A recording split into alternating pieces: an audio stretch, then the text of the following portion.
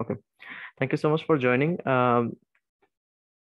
We left number 11, sentence number 11. You know that in this exercise, we are talking about a certain portion of a sentence. I mean, the part, specific part, which is given with gap, and we have to choose the best option from three alternatives. And here we left number 11, and it has a very specific reason why we left number 11. You will realize very soon. Now, please read sentence number 11 and try to make your guess. How can we solve it? Number 11.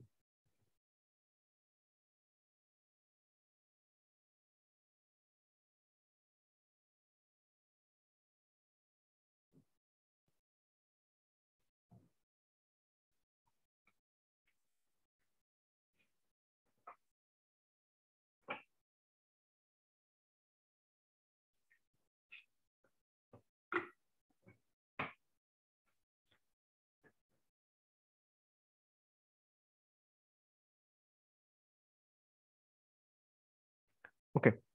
So what is the reason of, I mean, what is the appropriate option you that might be according to your guess?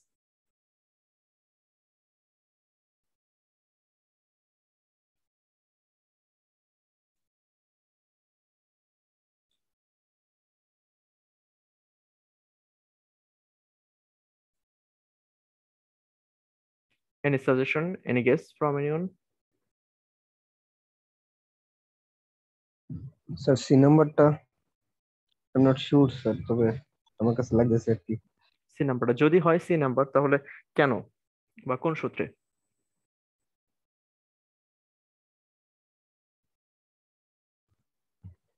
Sir মোটামুটি same pattern, কিন্তু sir এখানে তো neither the carrots রোটিং, এখানে কিন্তু sir continuous tense না। এটা মোটামুটি confirm যে এটা কন্টিনিউয়াস টেন্স না, কিন্তু এটা আইএনজি ফর্মে, তাই তো? আইএনজি ফর্মে। আর অপশন সি তে? স্যার এখানে কোনো কন্টিনিউয়াস টেন্সও নাই, আবার আইএনজি ফর্মও নাই। স্যার একটু কনফিউজড আর কি, তবে আমার কাছে মনে হইতাছে এটা। আর কারো কিছু বলার আছে এটা নিয়ে? দিতে পারবো না।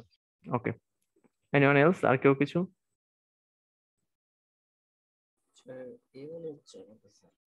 মানুষ একটু জোরে। আমার কাছে এ মনে হচ্ছে স্যার। এ মনে হচ্ছে, এবং তোমার মনে হওয়ার মূল কারণটা সম্ভবত আইএনজি প্যাটার্ন থেকে তুমি গেস করছো। এই নাম্বারটা হ্যাঁ, অনেকেরই মনে হচ্ছে। এবার দেখো, অপশন নিদারের পরে যে অংশটুকু রয়েছে, আমরা এটাকে একটু জাস্টিফাই করি। আমি আগে মিনিংটা একটু বলি, মিনিংটা কেমন ছিল, যেহেতু আমরা অপশনগুলো দেখেছি। এখানকার মিনিংটা হচ্ছে, neither the carrots rotting in the bottom bin nor dash will make a suitable site for the kitchen you are planning to bake for dinner. Sorry, chicken you are planning to bake for dinner. তুমি কাউকে উদ্দেশ্য করে বলছো যে তুমি যে ডিনারের জন্য যে চিকেনটাকে তুমি বেক করছো, বা এটাকে যে সেকে সেকে সেকে তারপর তৈরি করছো, চিকেনটা খাওয়ার উপযোগী, তার সাথে অন্যান্য কম্বিনেশন কি যুক্ত হবে না। সেই কম্বিনেশন গুলোর কথা বলছে, অন্য খাবারগুলো এর সাথে ম্যাচ করবে না। সেই অন্য খাবারগুলো কি? Definitely it is a negative sentence. I mean the meaning is negative because here the structure neither nor is used. And for the other meanings, the carrot rotting in the bottom bin. Bin অর্থ হচ্ছে পট, পাত্র। আমরা dustbin বলি না, যেখানে ময়লা রাখা হয়, এটা হচ্ছে ডাস্টবিন। আর বটম বিন, ঠিক বিন মানে হচ্ছে যে কোনো একটা পাত্র হতে পারে। এটা রিসাইকেল বিন, যেমন আমাদের কম্পিউটারের একদম ডেস্কটপে থেকে রিসাইকেল বিন, অর্থাৎ আমরা যে সমস্ত ডকুমেন্ট গুলো ডিলিট করে ফেলি সেটা প্রথমত ওখানে গিয়ে জমা হয়। এবার রিসাইকেল থেকে যদি আমরা মনে করি যে আমরা এটাকে আবার রিসাইকেল করবো, রেজিস্টার করবো, তাহলে করতে পারি, আদারওয়াইজ সেটা আমরা ডিলিট করে দিই। তো এই যে পাত্র, সেই পাত্রের, এরকম একটা পাত্রের নিচে একদম দ্য বটম, বটম বিন অর্থাৎ একটা বটম বিনের একদম নিচের অংশে কি রয়েছে? The carrots rotting. সেখানে জমে থাকা বা রেখে দেওয়া যে গাজর, ক্যারটস মানে হচ্ছে গাজর, সেই পচে যাওয়া গাজর। রট আর রুটি, রট, রট অর্থ কি? পচা বা পচে যাওয়া। তাহলে এমন গাজর যেটা পচে গেল, পচা গাজর, নর, না এটা তার এই চিকেনের সাথে ফ্লেভার অ্যাড করবে, না এটাও তার অ্যাড করবে। নরের পরে কি অপশন ছিল? আমি যদি অপশন এ ধরে নিই, তাহলে ধরা যাক এটা অর্থ কি আসে? The broccoli that is crusting over the freezer burn. The broccoli, broccoli আমরা জানি যে ফুলকপির মতো দেখতে, সবুজ রঙের, গাঢ় সবুজ রঙের যে ফুলকপি থাকে, একটা বিশেষ ধরনের খাবার। মূলত এই খাবারটা আমাদের দেশে না, এটা মূলত ওয়েস্টার্ন ফুড বা ফরেন ফুড। আমাদের দেশে হয়তো চাষ করা হয়। এখন নতুন করে, তাহলে the broccoli that is crusting over the freezer burn. Freezer burn বলতে কি বোঝানো হয়েছে? ফ্রিজের তাপ। ফ্রিজের তাপ কেমন হয়, ঠান্ডা না গরম? অবশ্যই না স্যার। সেটা ঠান্ডা। আর যখন তুমি ডিপের মধ্যে সবজিগুলো, ভেজিটেবলস গুলো সাধারণত কিন্তু ডিপ ফ্রিজে মানে ফ্রিজারের মধ্যে রাখা হয়। ফ্রিজার মানেই আসলে ডিপ ফ্রিজ। আর রেফ্রিজারেটর মানে কোনটা? আমরা যেটাকে নর্মাল বলে থাকি সেটা, মানে নর্মাল ফ্রিজ যেটা বলে থাকি সেটা হচ্ছে রেফ্রিজারেটর। আর ফ্রিজার বলতে বোঝানো হয় যেটা বরফ হয়ে যায়। তাহলে এই যে উইথ দ্য ফ্রিজার বার্ন, অর্থাৎ একটা ডিপ ফ্রিজের মধ্যে রাখা ব্রোকলি, সেই ব্রোকলিটা দীর্ঘদিন বা দীর্ঘ সময় যদি রাখা হয় একটা ডিপ ফ্রিজের মধ্যে, তাহলে কি হবে? ওই ব্রোকলির উপর দিয়ে একটা আস্তর পড়ে যাবে না বরফের? আমরা মাংস, মাছ এগুলো রাখার পরে দেখেছি না যে উপরে বরফের একটা আস্তর জমে যায়? জি স্যার। এটা হচ্ছে crusting. The broccoli that is crusting over the freezer burn. এমন ব্রোকলি যেটার উপর দিয়ে বরফের একটা আস্তর পড়ে গেছে, অর্থাৎ পুরনো অনেক দিনে রাখা একটা ব্রোকলি। এটা না একটা সুইটেবল মিক্সিং হবে তার চিকেনের সাথে, না একটা পচা গাজর, অর্থাৎ যেটা নষ্ট হয়ে যায় গাজর, সেটা তার ব্রোকলির সাথে, সরি তার চিকেনের সাথে মিক্সড হবে হতে পারে। এই দুইটা কোনোটাই ভালো অপশন না। যাই হোক, এটা হচ্ছে মিনিং। এখন আমরা স্ট্রাকচার দেখে বোঝার চেষ্টা করি। The carrots rotting in the bottom bin. মন চাই যে এখানে আমরা আইএনজির সাথে কম্পেয়ার করি, কিন্তু আইএনজি করতে পারছে না। কারণ কি? কারণ হচ্ছে এখানে রটিং আইএনজি ঠিকই ব্যবহার করা হয়েছে, কিন্তু কন্টিনিউয়াস হতে পারছে না, because there is no auxiliary for continuous tense. There is no am is are, no was were. So it is not sentence, it is not a clause indeed. এখানে আসলে ডিরেক্টলি কোনো ভার্ব ব্যবহার করা হয়নি, সুতরাং আমরা চাইলেও কিন্তু একে একটা ক্লজ হিসেবে কাউন্ট করতে পারছে না। তাহলে যদি ক্লজ না হয় একটা শব্দগুচ্ছ, তাহলে তার আরেকটা নাম কি হতে পারে, আরেকটা স্ট্রাকচার কি হতে পারে? ফ্রেজ। এখন এটা যদি ফ্রেজ বলি তাহলে কোন ধরনের ফ্রেজ হবে? দেখো, the carrots rotting in the bottom bin. Carrots হচ্ছে নাউন ডেফিনেটলি, আর নাউনের সাথে রয়েছে আরেকটা সাব ফ্রেজ, অর্থাৎ তার সাথে ইমিডিয়েটলি আরেকটা ফলোড ফ্রেজ। সে ফ্রেজটি কোন প্যাটার্নে রয়েছে? Rotting in the bottom bin, ING phrase. তাহলে যদি এই ফ্রেজটিকে একটা নাউন লিড দেয়, এই ফ্রেজের টোটাল নেমিংটা কি হবে? Noun phrase. Noun phrase. আমরা দেখছি এটা একটা নাউন ফ্রেজ। এখন এই যে নাউন ফ্রেজ হলো কিভাবে, সরি, এর মধ্যে এই যে রটিংটা ব্যবহার করা হয়েছে, এটা কিভাবে ব্যবহার করা হয়েছে? সম্ভবত তোমাদের ক্লাসে আমার একটা জিনিস এক্সপ্লেন করার কথা ছিল, the difference between present participle and past participle. আমি কিছুটা আলাপ করেছিলাম। বলো তো, দেখো তো, মনে করে দেখো তো পার্থক্যটা মনে পড়ে কিনা। যে পার্টিসিপল এবং জেরান্ড, ধরো তো প্রেজেন্ট পার্টিসিপল এবং জেরান্ড, এই দুইটার মধ্যে পার্থক্য কি? স্যার একটার সাথে অক্সিলারি ভার্ব থাকে আর একটার সাথে থাকে না স্যার। না, অক্সিলারি ভার্ব থাকলে তো কন্টিনিউয়াস টেন্স হয়ে যাবে, কিন্তু জেরান্ড এবং প্রেজেন্ট পার্টিসিপল দুইটাই তো আইএনজি ফর্মে ব্যবহার করা হয়, তাই না? Yes sir. তাহলে এই ব্যাপারটা মনে হয় আমি স্কিপ করে গেছি, আমার মনে হয় আগে আলোচনা করা হয়নি। এখন একটু সংক্ষেপে আলাপ করে তাহলে স্যার বুঝতে এটার সুবিধা হবে। ব্যাপারটা কি এরকম যে জিরান থাকলে এটা বর্তমানে করতেছে, আর যেটা পার্টিসিপল ওইটা একটু আগে হয়ে গেছে? একদমই না। তাহলে বাট তুমি তো সরাসরি ভার্বে চলে গেছো, কারণ তুমি যে একটু জি আগে স্যার। হয়ে গেছে বা এখন করছে, এটা সময়ের সাথে কানেক্টেড। যখনই তুমি কোনো কিছু সময়ের সাথে কানেক্ট করবা, তখন এটা টেন্সকে ইন্ডিকেট করবে, কোনো না কোনো একটা টেন্সকে ইন্ডিকেট করবে। কিন্তু জেরান্ড বা প্রেজেন্ট পার্টিসিপল এই ব্যাপারগুলো কোনো সময়ের সাথে কানেক্টেড না, এটা জেনারেল। দেখো আমি একটু পার্থক্যটা বলি কিভাবে। ধরো যে swimming,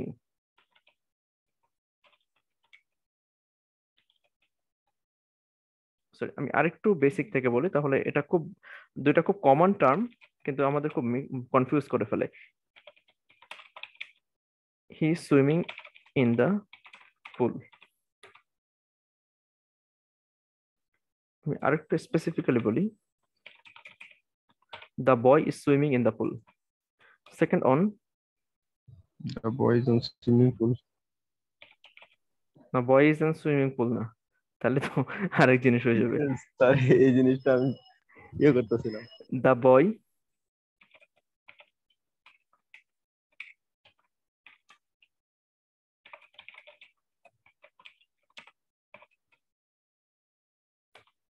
and third one,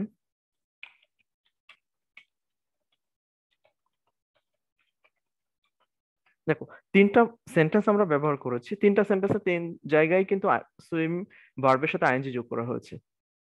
R the same or not? Possibly they are not same. The first one, the boy is swimming in the pool. What is the pattern of this ing? এখানে এই যে ING আনা হয়েছে, এটা কি কোন সুবাদে আনা হয়েছে বলো তো? Sir continuous. Continuous tense. কিভাবে বুঝলে কন্টিনিউয়াস?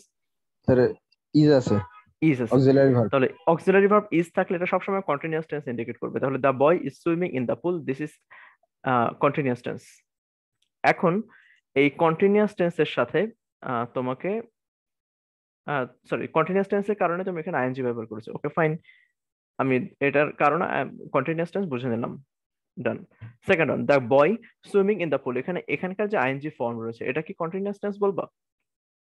না স্যার, এটা কারণ জিরান্ট। তুমি তো বলতে পারে স্যার এই সেন্টেন্সে তো ইজ রয়েছে, অক্সিলারি তো আছে, তাহলে স্যার অক্সিলারি তো স্যার আইএনজির আগে নেই। এক্স্যাক্টলি, আইএনজির আগে তো নেই, তাহলে কি আইএনজির আগে পরে কি অক্সিলারি বসতে পারে না? নো, এরকম কোন রুল আমরা কোথাও দেখি না। আমরা দেখেছি যে অক্সিলারি সাবজেক্টের আগে বসতে পারে, কিন্তু মেইন ভার্বের পরে অক্সিলারি বসে এরকম কোন এক্সাম্পল কি কখনো আমাদের চোখে পড়ে? ফর না নেভার। স্যার। কখনো কিন্তু এরকম এক্সাম্পল আমাদের চোখে পড়েনি যে আগে মেইন ভার্ব বসেছে তারপরে অক্সিলারি বসেছে, এরকম কোন এক্সাম্পল কিন্তু আমরা কখনোই দেখি না। তাহলে এখানে সুইমিং ইন দ্য পুল এই অংশটুকু আনা হয়েছে কার পরিচয় দেওয়ার জন্য? The boy. ধরা যাক তুমি এখান থেকে এই অংশটুকু তুলে দিলে, এখানে নাই, মনে করো এই অংশটুকু এখানে নাই, the boy is my cousin, তুমি আইডেন্টিফাই করতে পারবা কোন ছেলেটি? নো না স্যার। স্যার। No. কিন্তু যদি আমরা এভাবে লিখি the boy swimming in the pool is my cousin, একটা জায়গায় হয়তো অনেকগুলো বালক রয়েছে, এতগুলো বালকের মধ্যে যে বালকটি সাঁতার কাটছে, যে ছেলেটি পুলে সাঁতার কাটছে, সে হচ্ছে আমার কাজিন। তাহলে এখানে সুইমিং ইন দ্য পুল এই অংশটুকু কেন আনা হয়েছে? স্যার দা বয়ের পরিচয় দেওয়ার জন্য। দা বয় এর পরিচয় দেওয়ার জন্য, ছেলেটির পরিচয় দেওয়ার জন্য। তাহলে এই অংশটুকু এসে কি করছে, ওই বয় তাকে মডিফাই করছে। This is the sense concept from modifier. আর এখানে এই যে সুইমিং ইন দ্য পুল এই পুরো ফ্রেজ, এই অংশটুকু কিন্তু পুরোটা একটা ফ্রেজ, তাই না? আমরা যদি নর্মালি এটাকে পড়ি তাহলে আমরা এটাকে কি ফ্রেজ হিসেবে পড়বো? ING phrase. আমরা আইএনজি জি স্যার। ফ্রেজের আরেকটা নাম দেখেছিলাম, এটা প্রেজেন্ট পার্টিসিপল ফ্রেজ। এখন কোন সেন্স থেকে আমরা তাকে প্রেজেন্ট পার্টিসিপল ফ্রেজ বলছি? দেখো, সুইমিং ইন দ্য পুল এই অংশটুকু আনা হয়েছে দ্য বয় তাকে মডিফাই করার জন্য, অর্থাৎ তাকে একটা বিশেষ কোয়ালিটি প্রদান করার জন্য, একটা গুণ প্রদান করা হয়েছে তাকে। সে কোয়ালিটির কারণে এই ছেলেটি যে সাঁতার কাটছে পুলে, সে অন্য ছেলে থেকে আলাদা হয়ে গেছে। প্রত্যেকটা অ্যাডজেক্টিভ, প্রত্যেকটা মডিফায়ার ব্যবহার করা হয় তার সমসাময়িক বা তার সমগোত্রীয় অন্য সবকিছু থেকে আলাদা করে ফেলার জন্য। কেমন, একটু আমি এক্সটার্নাল একটা এক্সাম্পল দিই। মানুষ, ম্যান বা হিউম্যান বিইং, এটা দ্বারা তুমি কি বুঝাবা? কোনো ক্যাটাগরি বের করতে পারবা? আমি যদি তোমাকে বলি হিউম্যান বিইং, স্যার একটা একটা কি গ্রামে টাইপের অনেক হিউম্যান বিইং ক্যাটাগরির কথা থাকে, বলতেছেন? একটা একটা গ্রামে অনেক হিউম্যান বিইং থাকে, তুমি কোন ক্যাটাগরিতে কি পৌঁছাতে পারবে? আমি আসলে কি মিন করতে চাইছি? না নো স্যার। স্যার। No. কিন্তু আমি যদি বলি যে এই গ্রামের মধ্যে এই যে ব্যক্তি আমার সামনে দাঁড়িয়ে আছেন উনি একজন ভালো মানুষ, bad person, sorry good person, আমি যদি বলি তিনি ব্যাড পার্সন, জি তাহলে স্যার, এখানে একটা ক্যাটাগরি আছে। একটা ক্যাটাগরি হলো, অর্থাৎ এই ক্যাটাগরিটা করার মানেটা কি? যে তাকে তুমি অন্যদের থেকে আলাদা করে ফেলেছো। যাকে তুমি বলছো গুড পার্সন সে কিন্তু বাকি 10 জন থেকে আলাদা, যাকে তুমি বলছো ব্যাড পার্সন সে কিন্তু অন্যদের থেকে আলাদা। এই প্রত্যেকটা অ্যাডজেক্টিভের কাজ হচ্ছে তার সমসাময়িক অন্যান্য সবকিছু থেকে আলাদা করে ফেলা। যেমন আমি যদি বলি হোয়াইট পেন, যদি বলি শুধুমাত্র পেন, তাহলে তুমি কোন রঙের কলম বোঝাবে? পৃথিবীর সব ধরনের কলমকে বোঝানো সম্ভব, কিন্তু যদি তুমি বলো যে হোয়াইট পেন, তাহলে কি হবে? সাদা কলম। সাদা কলম, অর্থাৎ অন্য কলম থেকে কিন্তু এই কলমটা ভিন্ন হয়ে গেল। প্রত্যেকটা অ্যাডজেক্টিভের কাজ হচ্ছে তার সমসাময়িক অন্যদের থেকে তাকে আলাদা করে ফেলা, অর্থাৎ তাকে একটা বিশেষ কোয়ালিটি প্রদান করা, যে কোয়ালিটির কারণে সে অন্যদের থেকে আলাদা হয়ে যায়। দেখো এখানে স্যার দ্য একটা বয়, কোশ্চেন ছিল। হ্যাঁ বলো। স্যার হিউম্যান বিং দিয়েও তো আমি একটা ইয়ে করতে পারি, কি? মানে তাকে আইডেন্টিফাই করতে পারি। সাপোজ আমি 10টা প্রাণীর সাথে একটা মানুষ রাখলাম। হ্যাঁ ওটা ঠিক আছে, এখানে ওটা তো তো স্যার। তাহলে তুমি প্রাণী বাচকে চলে গেছো। আমি আবার জি স্যার। মানে হোমোসেপিয়েন্স এর মধ্যে আসছি আর কি, মানুষের মধ্যে আসছি, যে জি হিউম্যান স্যার। বিইং এর মধ্যে কম্পেয়ার করছে এটা, ঠিক আছে? ওরকম হিসাব করে তো ইউনিভার্সের মধ্যে সবকিছু একটা আরেকটার সাথে মানে কম্পারেবল। আবার ইউনিভার্সের মধ্যে ইউনিভার্স টু ইউনিভার্স কম্পারেবল, সূর্য চন্দ্র এগুলোর সাথে কম্পারেবল। যাই হোক, হ্যাঁ সুইমিং ইন দ্য পুল এই অংশটুকু তাকে কোয়ালিটি প্রদান করার জন্য হয়েছে দ্য বয়, অর্থাৎ এটা একটা অ্যাডজেক্টিভের কাজ করছে। এই যে ফ্রেজ এখানে, এই ফ্রেজটা কিসের কাজ করছে? অ্যাডজেক্টিভ। এবং এইখানে যে আইএনজি টা ব্যবহার করা হয়েছে, যখন একটা আইএনজি শুধুমাত্র ভার্বের সাথে একটা আইএনজি ফর্ম কোন ধরনের এম ইজ আর ছাড়া সে কাউকে কোয়ালিটি প্রদান করার জন্য আসে, তার নাম হচ্ছে প্রেজেন্ট পার্টিসিপল। আমি যদি এবার একটু সিম্পলি এটাকে লিখি যে প্রেজেন্ট পার্টিসিপল কোনটাকে বলে? প্রেজেন্ট পার্টিসিপল মিন্স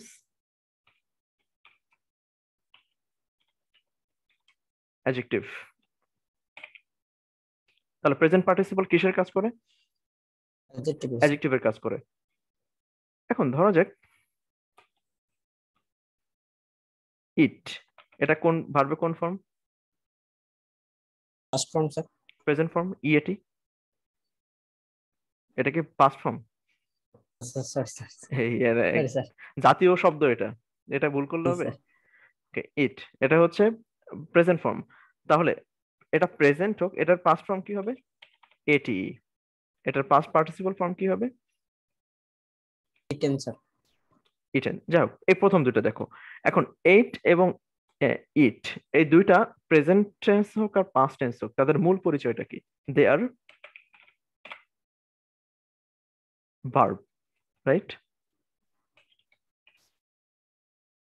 এটা নিয়ে কারো কোনো ডাউট আছে এই জায়গাটা? No sir. যে ইট এবং এইট যেভাবে হোক তারা দুইটাই ভার্ব। এখন দেখো প্রেজেন্ট পার্টিসিপল সেটা ইকুয়াল টু কিসের? অ্যাডজেক্টিভ। মূলত সেটা কিসের কাজ করে? প্রেজেন্ট পার্টিসিপল এসে স্ট্রাকচারের নাম হচ্ছে প্রেজেন্ট পার্টিসিপল, কিন্তু তার ফাংশন কি? অ্যাডজেক্টিভ। ওই যে গতদিন একটা এক্সাম্পল দিয়েছিলাম যে পুলিশ অফিসার, তার অবয়বটা মানুষের মতো, হিউম্যান বিইং, কিন্তু তার বিভিন্ন জায়গায় বিভিন্ন রোল প্লে করা হয়। সে যখন বাসায় তখন তিনি বাবা, অথবা তিনি হাজবেন্ড, অথবা তিনি কারো সন্তান। তিনি যখন অফিসে তখন তিনি একজন পুলিশ অফিসার। তিনি যখন বন্ধু মহল তিনি তখন একজন বন্ধু। কিন্তু মানুষ তো একটাই। এখানে প্রেজেন্ট পার্টিসিপল হচ্ছে তার অবয়ব, তাকে আমরা বাইরে থেকে যেভাবে দেখি, কিন্তু সে এখানে আমি তার মূল পরিচয় প্রেজেন্ট পার্টিসিপল, কিন্তু সে কাজ করছে কিসের? অ্যাডজেক্টিভের। এবার দেখো পরে আমি আরেকটা এক্সারসাইজে আসি। আচ্ছা, এখানে প্রেজেন্ট পার্টিসিপলের সাথে জেরান্ডের পার্থক্যটা একটু দেখি, তারপরে সেন্টেন্সে আসো। Swimming is a good exercise, তোমার কি মনে হয় এটা কি কন্টিনিউয়াস টেন্স? না স্যার। No sir. এটা কোন টেন্স? স্যার এটা present indefinite indefinite. Sir. Present indefinite tense, কারণ এখানেও দেখছি আমরা ইজ বসেছে আইএনজি পরে, সুতরাং এটা কখনোই আসলে প্রেজেন্ট কন্টিনিউয়াস টেন্স বলা যাবে না তাকে। এখন swimming is a good exercise, এখানে সুইমিং কি হিসেবে ব্যবহার করা হয়েছে? কোনো কিছুর কোয়ালিটি দেওয়ার জন্য এসেছে? না, স্যার নাউন স্যার। একটা নাউন, একটা নাম হিসেবে ব্যবহার করা হয়েছে। কিসের নাম? স্যার একটা এক্সারসাইজের নাম। একটা এক্সারসাইজ, একটা অ্যাক্টিভিটির নাম। নেম অফ অ্যান অ্যাক্টিভিটি, যেটাকে আমরা বলি এক্সারসাইজ। এই অ্যাক্টিভিটির নাম। আমরা অসংখ্য এক্সারসাইজ করি, সব এক্সারসাইজকে আমাদের মানে অসংখ্য অ্যাক্টিভিটি আমাদের দৈনন্দিন জীবনে থাকে, সব অ্যাক্টিভিটি কিন্তু এক্সারসাইজ না। তাহলে সুইমিং এমন একটা অ্যাক্টিভিটি যেটা একটা এক্সারসাইজ, একটা ভালো এক্সারসাইজ। তাহলে সুইমিং এখানে কিসের কাজ করছে? নাউনের কাজ করছে। সুতরাং যখন একটা ভার্বের সাথে আইএনজি যুক্ত হবে তখন এটা নাম হবে জেরান্ড, যদি এই আইএনজি ফর্মটি একটা নাউন হিসেবে কাজ করে। Is it clear? এটা হচ্ছে প্রেজেন্ট পার্টিসিপল এবং জেরান্ডের মধ্যে একটা বেসিক ডিফারেন্স, যে প্রেজেন্ট পার্টিসিপল অ্যাডজেক্টিভ হিসেবে কাজ করে, আর জেরান্ড এটা একটা নাউন হিসেবে কাজ করে। ক্লিয়ার? জি স্যার। ওকে, এবার তুমি দেখো আমি জেরান্ডের প্রসঙ্গটা এখান থেকে এখন সরিয়ে ফেলছি। তাহলে প্রেজেন্ট পার্টিসিপল কাজ করে একটা অ্যাডজেক্টিভ হিসেবে। এখানে the broccoli, the carrots rotting in the bottom bin, এখানে রটিং শব্দটা কাজ করেছে একটা অ্যাডজেক্টিভ হিসেবে, সুতরাং এটা একটা নাউন ফ্রেজ। সরি, কি হলো?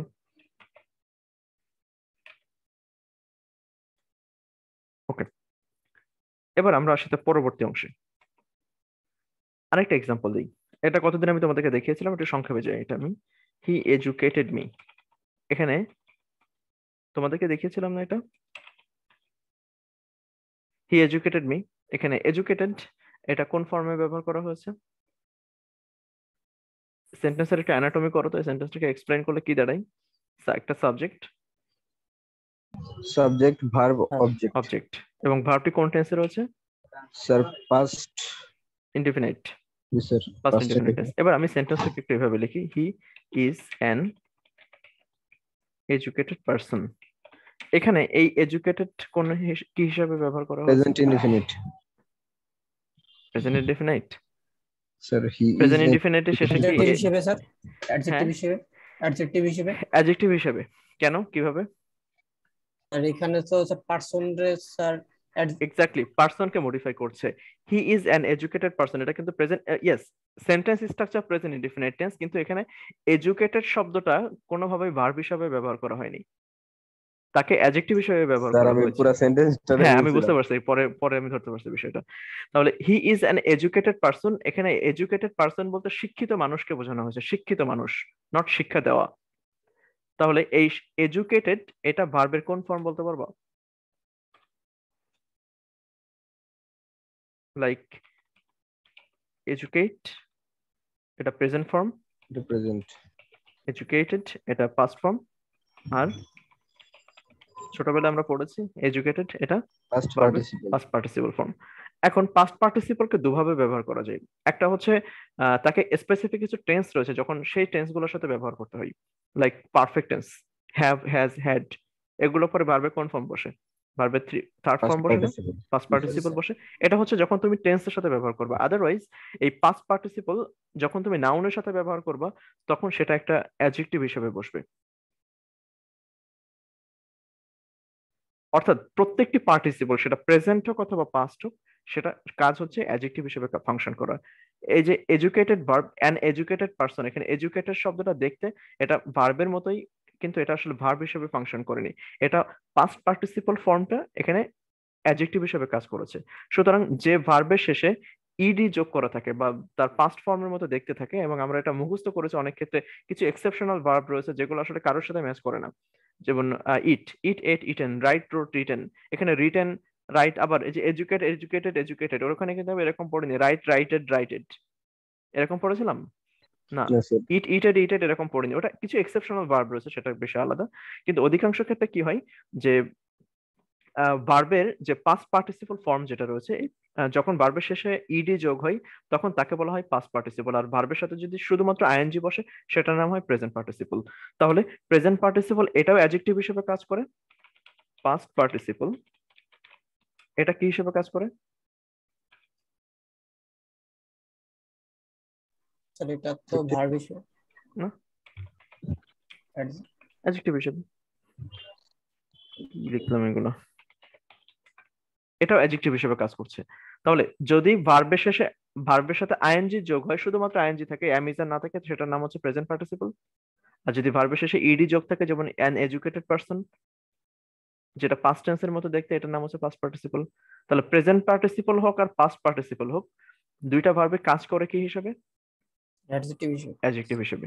এবার দেখো, the carrots rotting in the bottom bin, এখানে একটা নাউনের সাথে একটা adjective phrase, I mean in total it is a noun phrase, নিদারে পরে আমরা পেয়েছি। এবার আমি যদি অপশন এ তে যাই, the broccoli that is crusting over the freezer burn, is it a phrase? Option A no. Is crusting এখানে কিন্তু ভার্ব, দ্য ব্রোকলি নাউন, তারপরে একটা রিলেটিভ প্রোনাউন দ্যাট, এরপরে হচ্ছে একটা অক্সিলারি ভার্ব এবং তার সাথে আইএনজি ভার্ব। এটা কিন্তু একটা পিওর কন্টিনিউয়াস টেন্স এবং এটা একটা ক্লজ। আলটিমেটলি এর নাম হচ্ছে একটা রিলেটিভ ক্লজ। আমাদের কি ক্লজ দরকার ছিল? নিদারের পরে কি আমরা ক্লজ পেয়েছিলাম? নো, No, আমরা sir. একটা ফ্রেজ পেয়েছিলাম। ফ্রেজ যে পাইছি ফ্রেজটি স্যার। প্রেজেন্ট, সরি, নাউন ফ্রেজে ছিল, এবং শুধুমাত্র নাউন ফ্রেজ বললে হবে না, noun plus ING, present participle phrase, এভাবে আমরা ওটাকে নাউন ফ্রেজ করেছিলাম।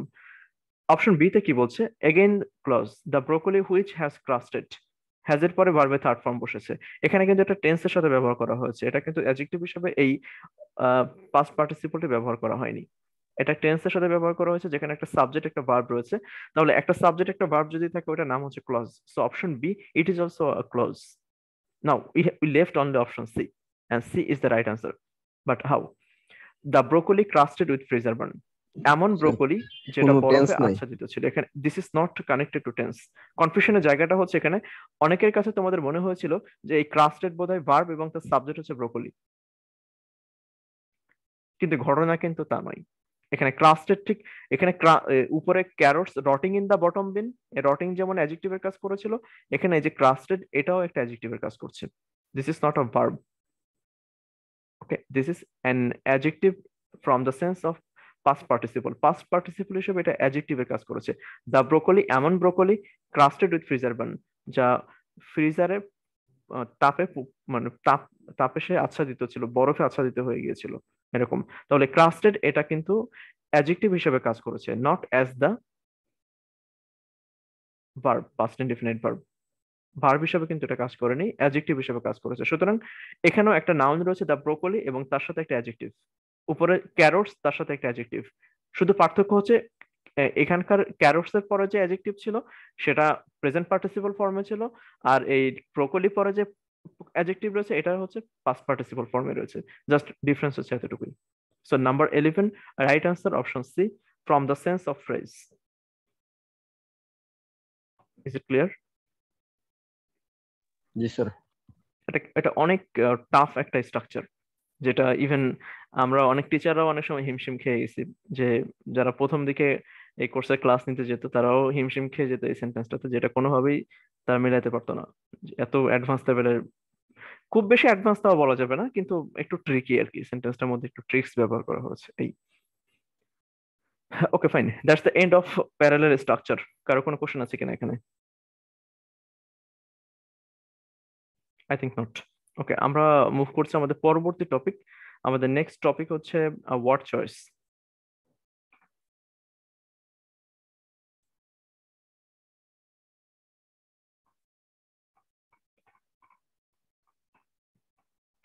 Okay, for the word choice, we have 7 exercise. What do you mean by word choice? This is very crucial question for Viva. If you have the Viva, you have to face this question. You may face this question. What do you mean by word choice? Word choice বলতে কি বোঝাই? Normally একটা একটা word maybe missing থাকে, ওইটারে মানে কোন ওয়ার্ডটা হবে ওইটা, হ্যাঁ ওইটা একটা ওয়ার্ড আগে মিসিং থাকতে আইডেন্টিফাই পারে, করব। কিন্তু ওই ওয়ার্ডটাকে তুমি চুজ করার জন্য তোমার কিছু প্যারামিটার আছে না? জি স্যার। তোমাকে কিছু প্যারামিটার ফলো করতে হয়, যে কিভাবে তুমি আসলে ওই ওয়ার্ডটিকে চুজ করবা, কি কারণে চুজ করবা, তুমি এটা না ব্যবহার করে অন্যটা কেন ব্যবহার করছো। তো এই প্যারামিটার গুলো ওয়ার্ড চয়েসের মূল কারণ। ওয়ার্ড চয়েসের বাংলা হচ্ছে শব্দ চয়ন। কোথায় কোন শব্দটা তোমাকে ব্যবহার করতে হবে সেটার যে একটা সেন্স তোমার মধ্যে তৈরি হবে, এটাই হচ্ছে ওয়ার্ড চয়েস। স্যার ওয়ার্ড চয়েসের এক কথায় ডেফিনেশনটা কি হবে? শব্দ চয়ন, বাংলায় যদি বলি শব্দ চয়ন, আর যদি তুমি বলো ইংলিশে তাহলে to select the appropriate word for a particular space. একটা নির্দিষ্ট জায়গায়, একটা নির্ধারিত স্পেসের মধ্যে নির্দিষ্ট শব্দকে চুজ করা। এই সব নির্দিষ্ট শব্দ চুজ করার পিছনে অনেকগুলো কারণ রয়েছে। আমরা নিশ্চয় বুঝতে পারছি, আমরা যখন একটা টপিক হিসাবে এটাকে পড়ছি তখন পৃথিবীর সব ওয়ার্ড আমি পড়বো না।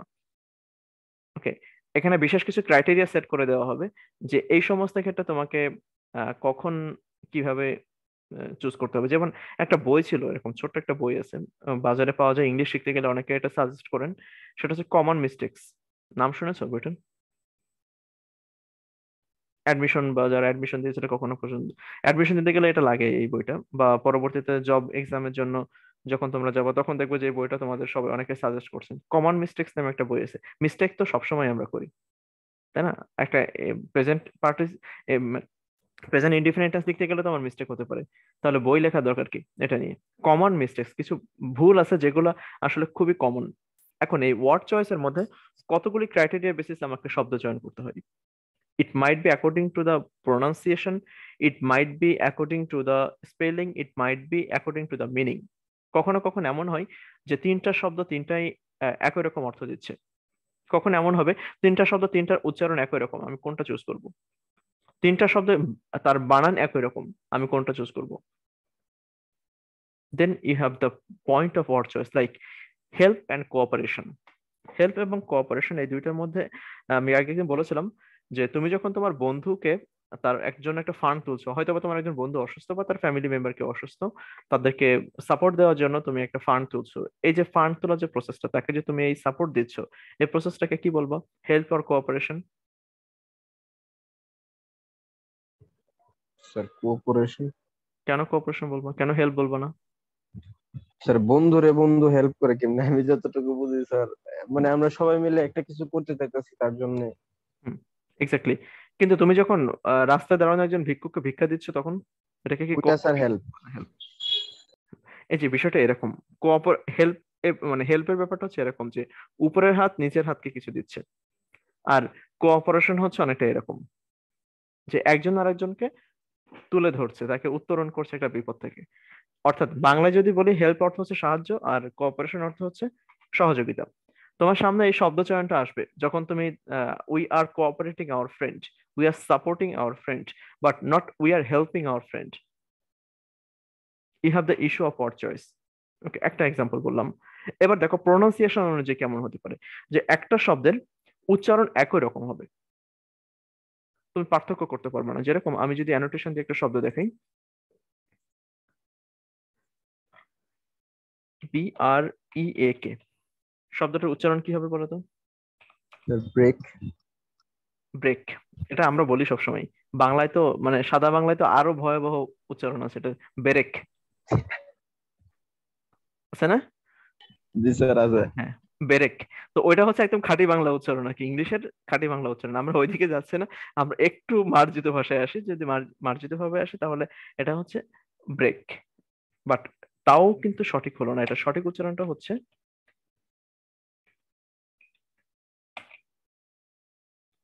আচ্ছা আমার এখানে বাংলা কমান্ড নিচ্ছে না, আমি দেখতে পাচ্ছি না, ব্রেক। BREAK, এটার সঠিক উচ্চারণটা হচ্ছে ব্রেক, মানে ব্রেক। এবার BRAKE, এটার উচ্চারণ কি? এটাও স্যার ব্রেকই। Same, break. এখন আমি মুখে বললাম যে he has a brake, he has a brake for her bike, sorry he has a brake for his bike.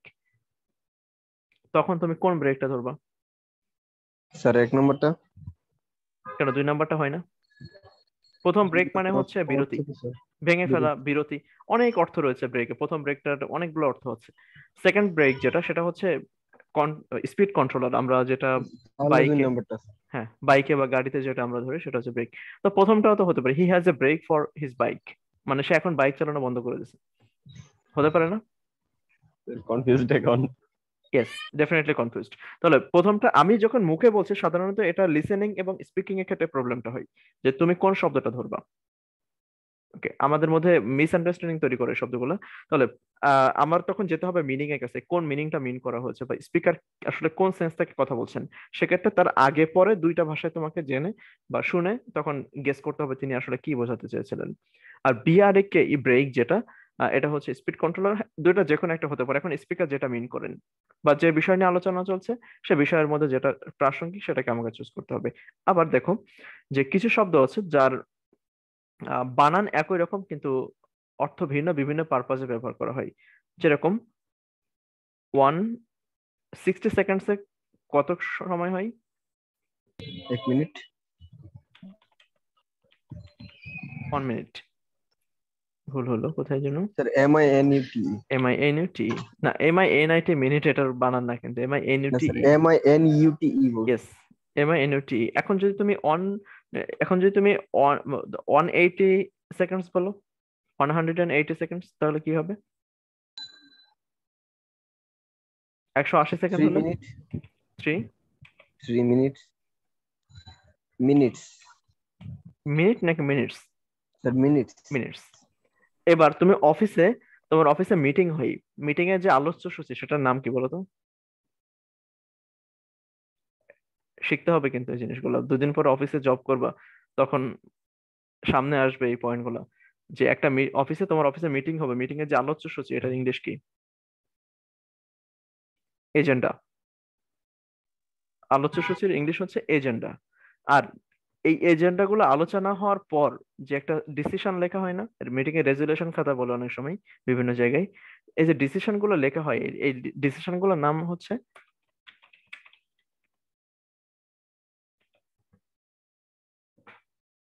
এখন তুমি কোন মিনিট চুজ করবা? দুইটা বানান তো একই রকম। ডেফিনেটলি আমাদের মিনিং সেন্স থাকবে, যে বিষয় নিয়ে আলোচনা করা হচ্ছে সেখান থেকে আমরা বুঝতে পারবো, কিন্তু দুইটার উচ্চারণ কিন্তু ভিন্ন। প্রথমটা হচ্ছে মিনিটস বা দ্বিতীয়টা হচ্ছে মাইনিউটস।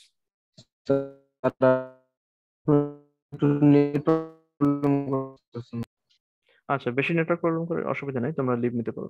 মানে তো সবাই না, আবার সবাই লিভ নিও না আর কি, যার প্রবলেম সে লিভ নাও। ওকে, তাহলে মাইনিউটস, প্রথমটা মিনিটস বাট দ্বিতীয়টা মাইনিউটস। আবার এটা আরেকটা অর্থ রয়েছে, যেমন MINUTE, এটা হচ্ছে মিনিট, কিন্তু আরেকটা রয়েছে MINUTELY, এটা কিন্তু মিনিটলি হবে না, এটা হবে মাইনিউটলি। মাইনিউটলি অর্থ কি? পুঙ্খানুপুঙ্খ রূপে, খুব সূক্ষ্মভাবে কোনো কিছু যাচাই করা, সেটাকে বলা হয় minutely. I check the paper minutely, আমি ওই পেপারটি খুব ক্ষুদ্র সূক্ষ্মাতি সূক্ষ্মভাবে আমি দেখেছি, খুব কেয়ারফুল আমি দেখেছি, এটা হচ্ছে মাইনিউটলি। তাহলে দেখো বানান কিন্তু একই রকম, সেম প্যাটার্ন স্পেলিং, বাট তাদের উচ্চারণ কিন্তু ভিন্ন। এখন আমি কোন শব্দ চুজ করব, বা আমি এই শব্দ দুইটার মধ্যে থেকে কোন স্পেলিংটা, কোন প্রোনাউন্সিয়েশন চুজ করবো? আমি কি মাইনিউটলি বলবো নাকি মিনিটলি বলবো? ডিপেন্ড করছে, কিন্তু দুইটার প্রোনাউন্সিয়েশন কিন্তু ভিন্ন। এই সমস্ত ক্ষেত্রে তোমাকে ওয়ার্ড চয়েসের ব্যাপারটা আনতে হচ্ছে সামনে। কখনো কখনো প্রোনাউন্সিয়েশনের কারণে, উচ্চারণের কারণে, কখনো কখনো তার স্পেলিং বানানের কারণে, কখনো কখনো তার মিনিং অর্থগত কারণে। তাহলে আমরা কয় কারণে ওয়ার্ড চয়েস প্রসঙ্গে আসি? কখন আমাদেরকে শব্দ চয়ন 3 কেয়ারফুল কারণে। থাকতে হয়?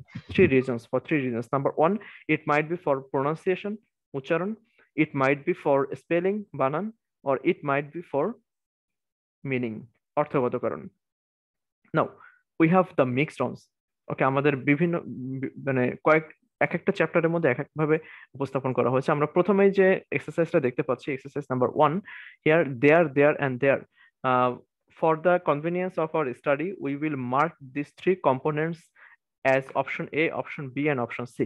আমি প্রথম যে দেয়ার রয়েছে সেটাকে অপশন এ হিসাবে ধরছি, সেকেন্ড যে দেয়ার রয়েছে সেটাকে আমরা অপশন বি হিসাবে ধরছি, এবং থার্ড যে দেয়ার রয়েছে সেটাকে আমরা অপশন সি হিসাবে ধরছি।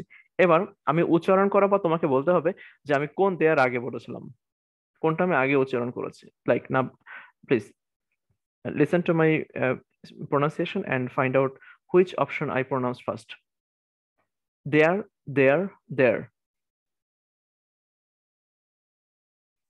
স্যার আরেকবার বলেন। There. স্যার প্রথমে অপশন এ বলছিলেন, তারপর বি, তারপর সি। আর কারো কাছে কি কোনো রকম মনে হয় ভিন্ন রকম? Second, There, first, third. First, third, then second. Second, first, then third. Third. এবং এভাবে যদি আমি 100 জন মানুষকে জিজ্ঞাসা করি, 100 জন 100 ভাবে বলবে। আলটিমেটলি কি হয়েছে, আমি কিন্তু কোনো ভিন্নতা আনিনি, কারণ তিনটা শব্দের প্রোনাউন্সিয়েশন সেম। স্যার একটা এরকম না যে দেয়ার, আরেকটা দেয়ার, আরেকটা দে আর। দে আর থাকলে তো THEY তারপর AR থাকতো, স্যার কিন্তু এখানে কি তোমাকে দে আর দেওয়া হয়েছে? না, No. মানে আমি বলতে চাইতেছি যে দেয়ার ওটা হ্যাঁ, একটু ইয়ে থাকে আর কি। এখন তুমি এটা বলছো কেন? কারণ তোমার সামনে তিনটা শব্দ স্পেলিং দিয়ে উপস্থাপন করা হয়েছে। যদি আমি এই পেজটি না দেখাতাম এবং তখন যদি আমি উচ্চারণ করতাম, তখন তুমি তিনটাকে বলতে যে স্যার আপনি তিনটা সাউন্ড উচ্চারণ করেছেন। কিন্তু তোমার চোখের সামনে যেহেতু এগুলার মানে স্পেলিং ডিফারেন্ট, এই কারণে তুমি বিভিন্ন প্যাটার্নে নিয়ে যেতে চাইছো, বা আমাদের হিউম্যান মাইন্ড এটাকে বিভিন্ন প্যাটার্নে নিয়ে যেতে চাইছে। এখন জাস্টিফাই করতে হবে যে এই যে তিনটা ওয়ার্ড আমাকে দেওয়া হলো, এই তিনটা ওয়ার্ড কিন্তু খুবই কাছাকাছি। দেখো আমরা প্রায় সময় কিন্তু আমাদের লেখার মধ্যে, পড়ার মধ্যে এই শব্দগুলোর উপস্থিতি পাই, তাই না? এমন না যে খুব আনকমন ওয়ার্ড, তারা কিন্তু খুবই কমন ওয়ার্ড। তাহলে কখন কোন প্রেক্ষিতে তাদেরকে ব্যবহার করা হচ্ছে, but the pronunciation are same. So how can we choose the word? কিভাবে আমি এই শব্দগুলোকে চুজ করব? It will depend on the structure of the sentence. আমাদের বাক্যের গঠনের উপর নির্ভর করবে যে কোন শব্দটা আমার পছন্দের কারণ হবে। এবার আমি একটু সেটার এক্সপ্লানেশনে যাচ্ছি যে কখন কোনটা আমাকে ইউজ করতে হচ্ছে। Option A, there. Option B, there. And option C, there. Option A যেটা রয়েছে এটা নিয়ে একটু কথা বলি প্রথমে। প্রোনাউন কাকে বলে? নামের পরিবর্তে যেটা ব্যবহৃত হয়। প্রোনাউন কয় প্রকার? অনেক প্রকার আছে, একটু দু একটা বলতে পারবা কিরকম?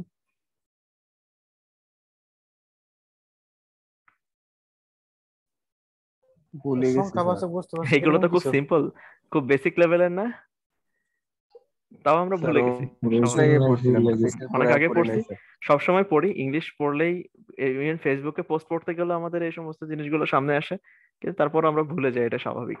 ভাষা কখনো স্যার মুখস্থ নামটা করে মনে মনে নাই, থাকে না। কিন্তু আমি মানে একটু ব্যাপারগুলো ক্লারিফাই করি, দেখো। আশা করি এরপর মনে থাকবে অনেকটাই যদি কেয়ারফুলি দেখো যে প্রোনাউন গুলার আমার ওইভাবে বই ধরে ধরে মুখস্থ করা দরকার নেই যে আসলে কয় প্রকারের প্রোনাউন হয়। জাস্ট দেখো, কিছু প্রোনাউন আছে যেগুলো সাবজেক্ট হিসেবে ব্যবহার করা হয়, কিছু প্রোনাউন আছে যেগুলো অবজেক্ট হিসেবে ব্যবহার করা হয়, এবং এগুলো এমন যে খুবই কাছাকাছি। তুমি এগুলো দেখে মনে হবে যে না, এগুলো তো একই রকম, কিন্তু তুমি একটা জায়গায় একটা ব্যবহার করতে পারবে না। আমি একটা এক্সাম্পল দিই, দেখো। আই, মি, মাই, মাইন, এগুলো কি একই রকম মনে হয় না? স্যার একটা সাবজেক্টিভ আর একটা অবজেক্টিভ। তাহলে বাকি দুটা কি? সেগুলো কিছু না কিছু একটা হবে। আরেকটা কমন আছে, মাইসেলফ।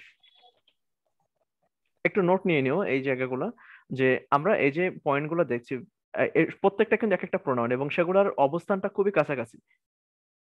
এই তিনটা হচ্ছে আমি কেন্দ্রিক, ব্যক্তি কেন্দ্রিক, তাই না? আমি কেন্দ্রিক। তাহলে কোনটা কখন মিনিং দিচ্ছে দেখো। ফার্স্ট ওয়ান যেটা রয়েছে, নাম্বার ওয়ান, এটা হচ্ছে সাবজেক্টিভ। সেকেন্ড অন, এটা হচ্ছে অবজেক্টিভ। মি, এটা হলো objective. Third on, subjective sir. আমি এখানে মাইন্ডটা কেটে দিই, এটা অন্য ধরনের, এটা আপাতত আলোচনা না করলে হবে। মাই যেটা, এটা হচ্ছে পজেসিভ। আর থার্ড অন যেটা রয়েছে, এটা হচ্ছে রিফ্লেক্সিভ। রিফ্লেকশন অর্থ কি? হাদামরের খুব জনপ্রিয় একটা ডায়লগ বাংলাদেশ ক্রিকেটের, আয়নায় মুখ দেখো, তাই না? এটা হচ্ছে রিফ্লেকশন, রিফ্লেক্সিভ প্রোনাউন, অর্থাৎ মাইসেলফ, আমি আমার দিকে যখন ফিরে যাই তখন হচ্ছে এটা রিফ্লেক্সিভ প্রোনাউন। তাহলে সাবজেক্টিভ, অবজেক্টিভ, পজিটিভ এবং রিফ্লেক্সিভ তিনটা। আমি এবার এই এটা দিয়ে এক্সাম্পল না দিয়ে আমাদের যেটা দরকার সেটা থেকে এক্সাম্পলে আসি। ধরা যাক দে ভার্ব, THEY, দে অর্থ কি? তারা। তারা, এটা হচ্ছে একটা সাবজেক্টিভ প্রোনাউন, যে ভার্বটি সাবজেক্ট হিসেবে ব্যবহার করা যায়, সরি, যে প্রোনাউনটি সাবজেক্ট হিসেবে ব্যবহার করা যায়। দেম, এটা তো তাদের। এটা হচ্ছে, সরি, দেম এটা হচ্ছে তাদেরকে, এটা মূলত objective. Second, third on their, এটা হচ্ছে পজেসিভ। পজেসিভ কি আমি একটু পরে আলোচনা করছি সেটা।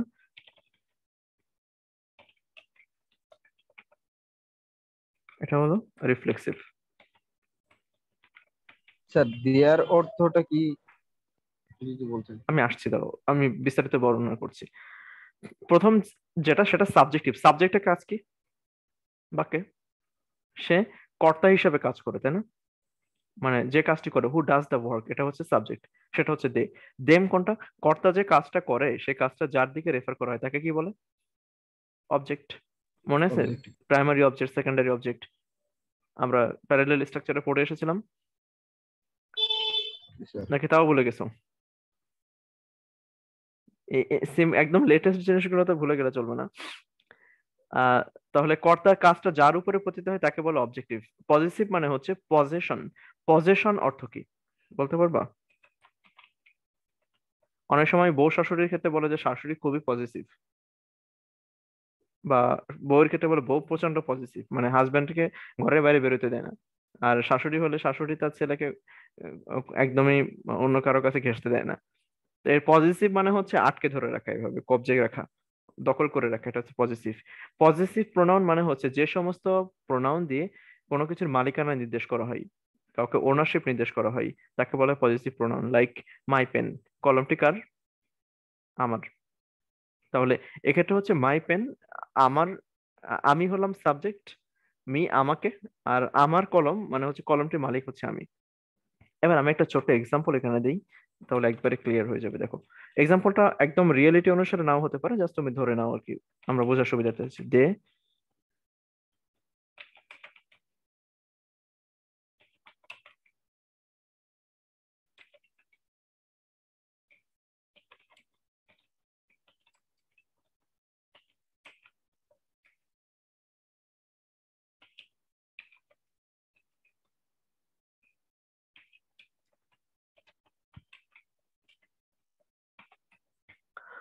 এখানে সাবজেক্টকে বলো তো একদম প্রথম অংশে।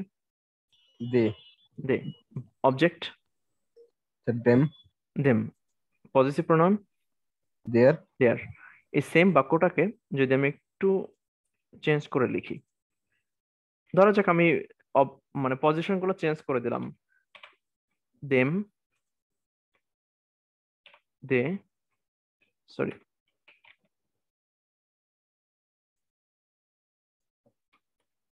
দেখো তো সেন্টেন্সে তুমি কোনো সেন্স তৈরি করতে পারো? না স্যার। কোথায় প্রবলেম হলো? সব তো একই রকম না? দে, দেম, দেন, দেয়ার, সব তো কাছাকাছি।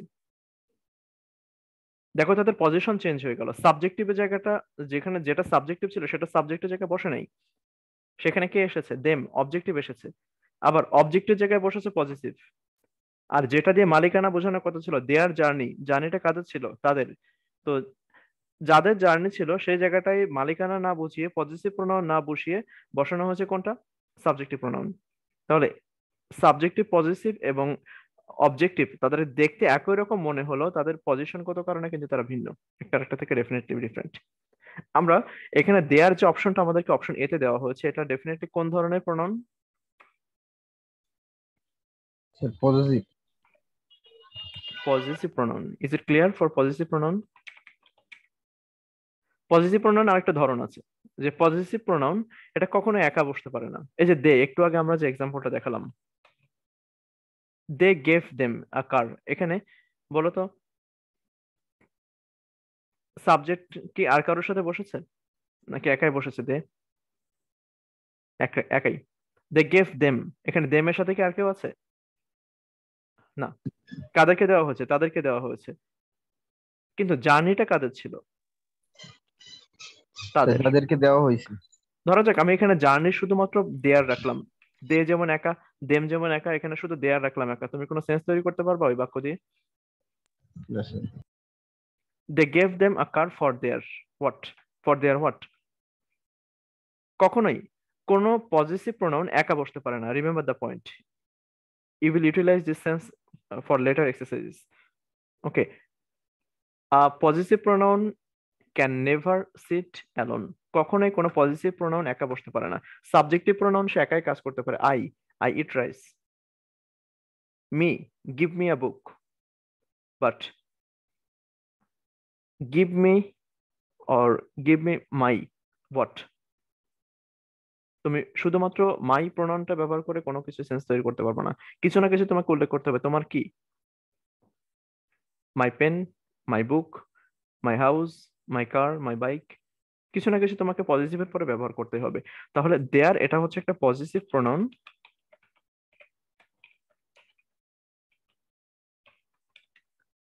এবং এটার সাথে এটা সবসময় কার সাথে বসে? সে যার সাথে বসে সে হচ্ছে একটা noun. Is it clear? For example,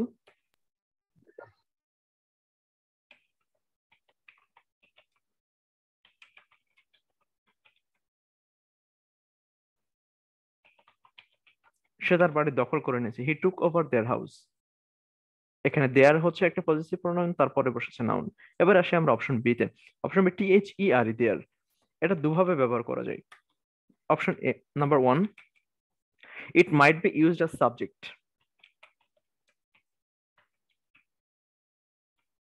subject হিসেবে কেমন?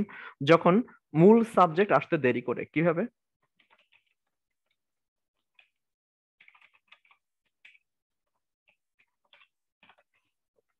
দেয়ার are 4 people in the room.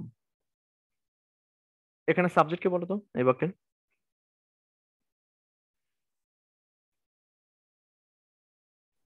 Sir there. দেয়ার।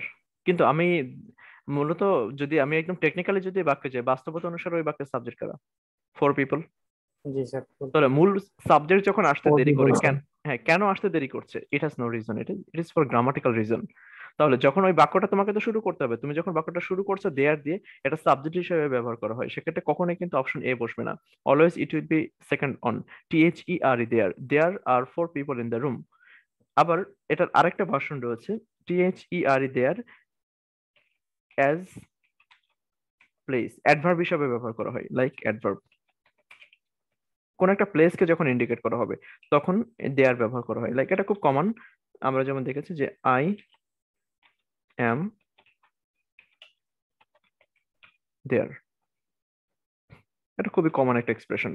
তাহলে কোন একটা স্থানকে যদি বোঝায় সেক্ষেত্রে আমরা দেয়ার ব্যবহার করব। Third on, this is the combination of a subject and verb. এর উপরে যে দুইটা অপশন ছিল, অপশন এ এবং অপশন বি, এখানে প্রত্যেকটা দেয়ারের সাথে কয়টা করে ওয়ার্ড ছিল বলতো? একটা একটা করে। প্রথম দেয়ার এটাও সিঙ্গেল ওয়ার্ড, সেকেন্ড দেয়ার এটাও single word. But option C, this is the combination of two words, I mean two verbs, oh sorry, two words, one subject, one verb. এটা হচ্ছে একটা প্যাকেজ বলতে পারো। যে তুমি যদি অপশন সি চুজ করো তাহলে একসাথে একটা প্যাকেজ পাবো। একটা প্যাকেজের মধ্যে কি একটা উপাদান থাকে? একটা উপাদান দিয়ে কখন একটা প্যাকেজ দেওয়া যায়? নেভার। না স্যার। কমপক্ষে একের অধিক থাকতে হয়। তাহলে এখানে অপশন এ এটা single one, option B single one, but option C it looks like a package. কিরকম? এখানে একটা সাবজেক্ট একটা ভার্ব রয়েছে, THEY plus ARER or were. এই দুইটার সংক্ষিপ্ত ভার্সন যেটা, সেটা হচ্ছে দেয়ার, THEY'. এখন তোমাদের অনেকের প্রশ্ন ছিল যে স্যার আমরা তো অপশন থেকে তাহলে দে আর পড়তে পারি বা দে ওয়ার পড়তে পারি। নো, দে আর বা দে ওয়ার যদি পড়বা তাহলে তো সংক্ষিপ্ত লেখা দরকার ছিল না, তখন তো এটা এলাবোরেটেড লেখা হতো। এখন তুমি এলাবোরেটেড ভার্সনে পড়তে পারবে কেন? নো, পড়ার সময় তোমাকে এটা দে আর পড়তে হবে, দে আর পড়তে হবে, একসাথে পড়তে হবে, বাকি দুইটার মতোই উচ্চারণ করতে হবে। দে আর বা দে ওয়ার এভাবে উচ্চারণ করতে পারবা না। ওকে, এবার এটা কিভাবে ব্যবহার করা যায়? It can be used in two ways. Like number one, এই আর বা ওয়ার এই ভার্ব গুলাকে দুভাবে ব্যবহার করা যায় as main verb. For example, they are students. এটাকে যদি আমি দে আর, এটা কোন টেন্সে রয়েছে? Present indefinite tense. Present indefinite tense. এখানে যদি আমি দে আর, আমি কিভাবে লিখতে পারবো এই বাক্য অপশন সি অনুযায়ী? না, এখানে আমি এভাবে লিখতে পারছি না, আমাকে এটা সংক্ষিপ্ত ফর্মে লিখতে হবে। সংক্ষিপ্ত ফর্ম হলে কি হবে? দে apostrophe R E, they are students. এবার আমি যদি সেকেন্ড অপশনে যাই, অ্যাজ অক্সিলারি। অক্সিলারি যদি হয় তাহলে এটা কোন টেন্স চলে যাবে? Continuous tense. They are going to the market. এখন এটা সংক্ষিপ্ত ফর্ম কি হবে? So this third form, they are or they were, it can be used in two ways. Number one, it can be used as main verb, or it can be used as auxiliary verb. When it is in auxiliary verb, we have to remember that the structure must be in continuous tense. Or it might be, if it is are, then it is present continuous. If it is were, then it is past continuous. But it is not our task to figure out is it in past tense or present tense. এটা আমাদের কাজ নয় যে এটা present নাকি past সেটা খুঁজে বের করা। কারণ সেটা প্রেজেন্ট হোক আর পাস্ট হোক, যাই হোক না কেন, আলটিমেটলি ওটা তো আসলে সেটা সংক্ষিপ্ত ফর্ম তো একই রকম। সো এটা প্রেজেন্ট নাকি পাস্ট সেটা আমার জাস্টিফাই করা দরকার নেই। এবার এই যে আমরা এখানকার যে এক্সাম্পল গুলো দেখলাম, আমরা একটু গ্যাপ দিয়ে বোঝার চেষ্টা করি যে কিভাবে আমাদের এক্সারসাইজ গুলোতে কেমন থাকবে বা বইয়ে কেমন দেওয়া থাকবে। দেখো, প্রথম যে দেয়ার রয়েছে, ধরা যাক আমি এখানে একটা গ্যাপ রাখলাম। গ্যাপটা কিসের আগে পড়লো বলো তো? সো দেয়ার না, অপশন এ তে এখানে গ্যাপটা কিসের আগে পড়েছে? হাউস। হাউস, তাই না? আর হাউস হচ্ছে একটা কোন ধরনের part of speech? Noun. Noun. যদি কোনো নাউনের আগে গ্যাপ থাকে তাহলে আমরা কোন অপশনটা চুজ করব? Option A, positive pronoun. আর পজিটিভ প্রোনাউন কোন অপশনে রয়েছে? এতে স্যার। অপশন এ। সেকেন্ড অপশনে দেখো, দেয়ার are 4 people in the room.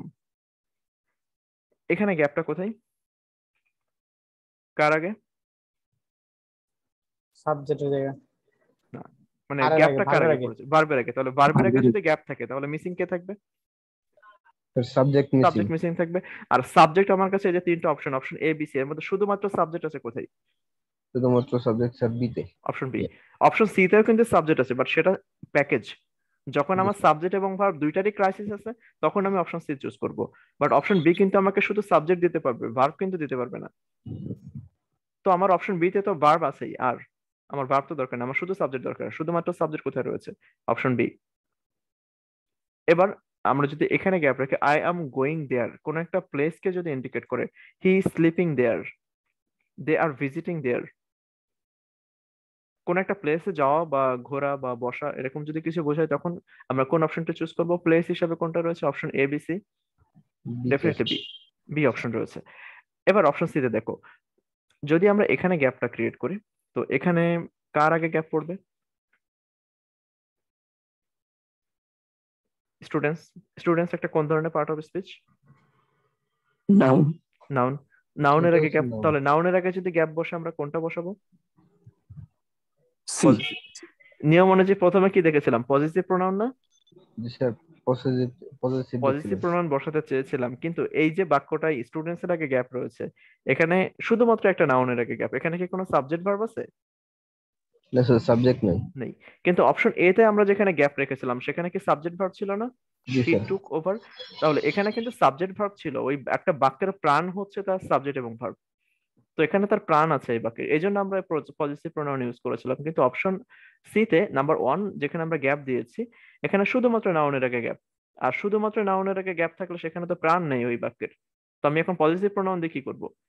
আগে আমাকে সাবজেক্ট এবং ভার্ব দিতে হবে, এবং সাবজেক্ট এবং ভার্বের এই প্যাকেজ রয়েছে অপশন সি। সুতরাং একটা বাক্যের শুরুতে, সাধারণত শুরুর দিকে যদি, বা একটা ক্লজের শুরুতে যদি শুধুমাত্র নাউনের আগে এমন ভাবে গ্যাপ থাকে যে তার আর কোনো সাবজেক্ট ভার্ব ওখানে নেই, তখন আমাদেরকে এই সাবজেক্ট ভার্বের এই প্যাকেজটা ব্যবহার করতে হবে, অপশন সি।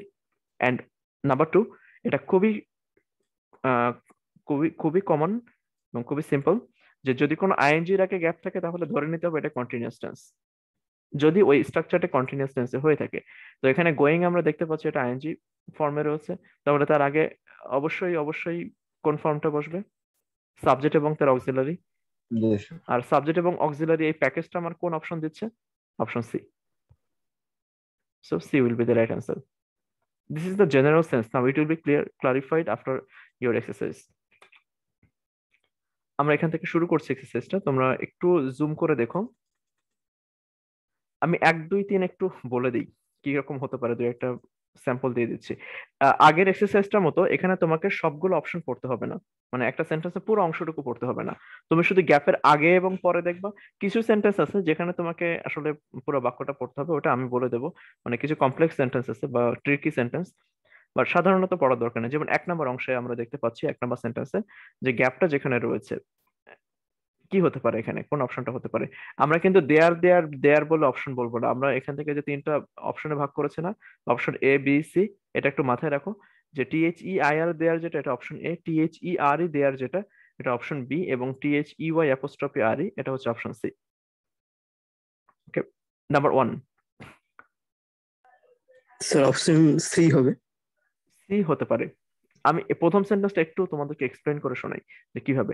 দেখো মিনিংটা একটু দেখো। Unable to tolerate the dust one moment longer, এক মুহূর্ত ওই ব্যক্তি ধুলা সহ্য করতে না পেরে কি করেছে? Elizabeth spend the afternoon, Elizabeth তার সমস্ত বিকাল কাটিয়েছে কিভাবে? Cleaning the living room shelves and tables, তার লিভিং রুমের টেবিল এবং শেলফ পরিষ্কার করে সারা বিকালটা কাটিয়েছে, কারণ সে এক মুহূর্ত ধুলা সহ্য করতে পারে না, ডাস্ট অ্যালার্জি রয়েছে। এখনো যখন সে শেলফ গুলো পরিষ্কার করেছিল তখন সে এক ধরনের পলিশ ব্যবহার করেছে, লিকুইড। ফলে কি হয়েছে? Now dash slippery with furniture polish. তাহলে আমরা দেখতে পাচ্ছি শুরুতে এখানে কিন্তু কোনো সাবজেক্ট এবং ভার্ব ব্যবহার করা হয়নি। আমার ক্রাইসিস কিসের? আমি দেখতে পাচ্ছি স্লিপারি শব্দটা হলো একটা অ্যাডজেক্টিভ, এবং এখানে শুরুতে কোনো সাবজেক্ট এবং ভার্ব নেই। আমাকে তাহলে কি করতে হবে? আগে সাবজেক্ট এবং ভার্ব দিতে হবে তাকে, এবং সাবজেক্ট এবং ভার্ব কোন অপশনে রয়েছে? Option C.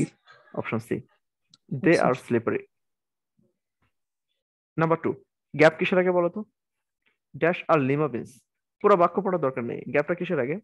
ভার্বের আগে। ভার্বের আগে। তাহলে ভার্বের আগে গ্যাপ ভার্বের থাকলে আগে। সেখানে কে বসবে? Option B. Option B. শুধুমাত্র সাবজেক্ট দরকার আমার, সাবজেক্ট এবং ভার্ব সহ যেটা প্যাকেজ রয়েছে সেটা দরকার নেই, only subject. So number 2 option B is the right answer. Number 3,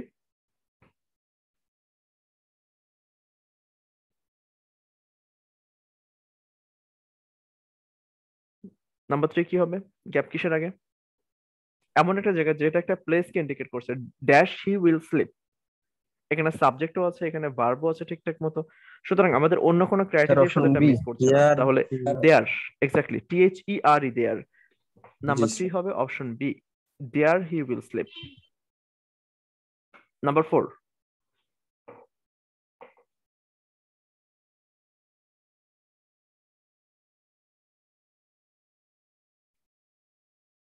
trail. Trail sir A. হচ্ছে চিহ্ন, পায়ের চিহ্ন। ওই যে ধরো একটা প্রাণী কাদার মধ্যে থেকে হেঁটে এসে যদি একটা বিড়াল ফ্লোরের উপর দিয়ে হেঁটে যায়, টাইলসের উপর দিয়ে, তাহলে তার পায়ের যে ছোপ ছোপ দাগ পড়বে, এটাকে বলা হয় trail. Without there trail of dirty footprints. তাহলে ট্রেইল হচ্ছে একটা নাউন, নাউনের আগে যদি গ্যাপ থাকে তাহলে সেখানে কি বসবে? Sir option A.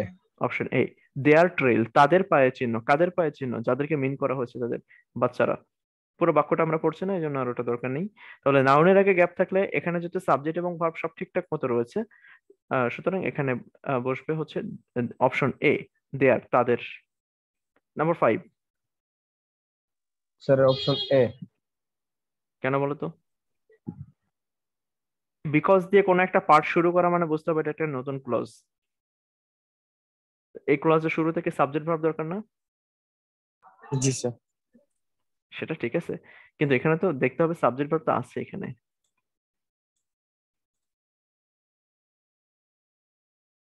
Because dash only goal in life is sir একটা টু নাউন রে কিল। ইন্ডিকেট করে বলতেছে। এক্স্যাক্টলি, এখানে কিন্তু সাবজেক্ট ভার্ব দেওয়া আছে, সুতরাং শুরুতে গ্যাপ রাখা হয়েছে বিকজ এর পরে ক্লজের শুরুতে গ্যাপ, তার মানে যে সাবজেক্ট ভার্ব বসবে তা কিন্তু না।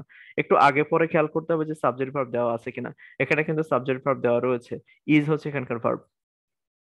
Dash only goal in life is to kill her front lawn with 2 urine. নাম্বারটা নাম্বার 5, তাহলে স্যার এটা এ হবে হবে। দেয়ার অনলি গোল, তাদের জীবনের একমাত্র উদ্দেশ্য। হ্যাঁ, their only goal in life, তাদের জীবনের একমাত্র উদ্দেশ্য, মানে তাদের উদ্দেশ্য। Okay, so their only goal in life. Number 5 right option হবে option A. Number 6 please. Sir B নাম্বারটা হবে। Very easy to answer, B. Subject হিসেবে বসবে যেহেতু ভার্বের আগে গ্যাপ রয়েছে, অপশন 7। নাম্বার 7, গ্যাপ কিসের আগে? স্যার বি নাম্বারটা হবে। ভার্বের আগে গ্যাপ, তাহলে এখানে হবে বি। বারবার আগে ইয়েস, কি হবে? সাবজেক্টিভ হিসেবে। Number 8,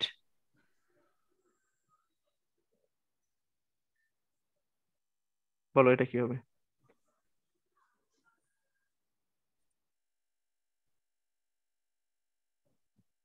confused? স্যার এই নাম্বারটা হতে পারে। হুম, এ নাম্বার। জি স্যার। সেন্টেন্সটা একটু পড়ি, হ্যাঁ, তাহলে ক্লিয়ারলি বুঝতে পারবা। বেন্টলি, এই যে এখানে দেখো এই অতিরিক্ত তথ্য এসেছে। বেন্টলিকে our neighbours basset hound, hound মানে হচ্ছে একটা বড় কুকুর, আমাদের প্রতিবেশীর একজন বড় কুকুর, তার নাম কি ছিল? বেন্টলি।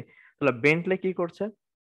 এই মাঝখানে যে ইয়েলো কালারের যে অংশটুকু, এটা কোনো রোল প্লে করে না, এটা আনা হয়েছে শুধুমাত্র বেন্টলের পরিচয় দেওয়ার জন্য। এখন Bentley has toe nails that are so long that, বেন্টলের এমন পায়ের পাতা বা পায়ের পাতা রয়েছে সেটা এমন লম্বা যে দেখে মনে হয় দে স্যার আর কার্লড। সি হবে। হ্যাঁ, অপশন সি হবে। Option C. দেখে মনে হয় যেন তারা that তারা এত লম্বা যে তাদের দেখে মনে হয় দে আর কার্লড লাইক ম্যাকারনি নুডলস, তারা এরকম ম্যাকারনি নুডলস এর মতো পেঁচানো। তাহলে দে আর কার্লড, এখানে কার্লড কিন্তু ভার্ব না, এটা অ্যাডজেক্টিভ, এবং এটার প্যাটার্ন হচ্ছে এটা ভার্বের থার্ড স্যার ফর্ম অর্থাৎ পরিচয় পাস্ট দিতেছি। পার্টিসিপল হিসেবে। ইয়েস, কার্লড মানে হচ্ছে পেঁচানো, কোঁকড়ানো, যে কার্লি হেয়ার বলে না, চুল কোঁকড়া চুল, হ্যাঁ এটা হচ্ছে এই শব্দটা কার্লড। তাহলে কার্লড এটা অ্যাডজেক্টিভ, দেখতে ভার্বের মতো কিন্তু আসলে এটা ভার্ব না, এটা মূলত পাস্ট পার্টিসিপল, এবং সেখান থেকে তারা হয় পেঁচানো। কেমন পেঁচানো? একটা কোয়ালিটি প্রদান করছে। তাহলে দে আর কার্লড, এখানে দে আর এর সংক্ষিপ্ত ফর্ম হচ্ছে অ্যাপোস্ট্রফি আর ই, যেটা অপশন হিসেবে অপশন সি।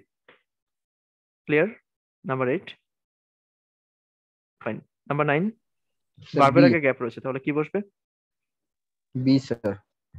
ভার্বের আগে গ্যাপ থাকলে বসবে B, B number that means subjective expression. Number 10, sir এটা বি। again না না B, sir there were, like this is number 9 option B, number 10 option B. Number 11, so number 11 sentence ভুল রয়েছে, এটা দরকার নেই। Number 12 please.